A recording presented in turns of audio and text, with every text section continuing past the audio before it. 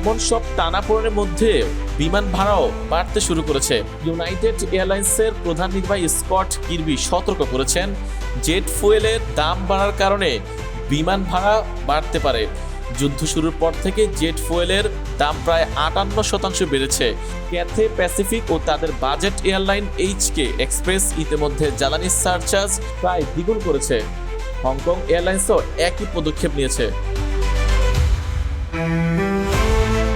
মালয়েশিয়ার পরিবহন মন্ত্রী অ্যান্থনি লোক জানিয়েছেন, জ্বালানি খরচ কমাতে কিছু ফ্লাইট সাময়িকভাবে বন্ধ রাখতে হতে পারে এবং খাদ্যসহ জরুরি পণ্য পরিবহনে অগ্রাধিকার দেওয়া হতে পারে।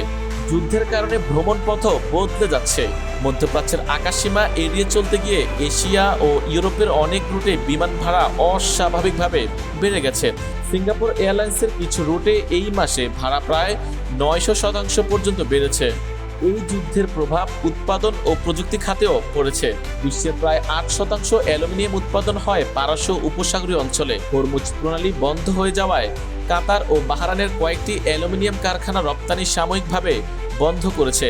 ফলে অ্যালুমিনিয়ামের দাম প্রায় 4 বছরের মধ্যে সর্বোচ্চ পর্যায়ে পৌঁছেছে। এতে গাড়ি নির্মাণ ও বিমান শিল্পের খরচও বাড়তে পারে। মধ্যপ্রাচ্য বিশ্বের হিলিয়াম উৎপাদনের একটি গুরুত্বপূর্ণ উৎস।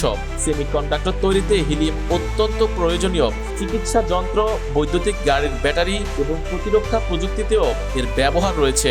সরবরাহে বিঘ্ন ঘটলে আইফোন, ল্যাপটপ সহ নানা ইলেকট্রনিক পণ্যের দামও বাড়তে পারে।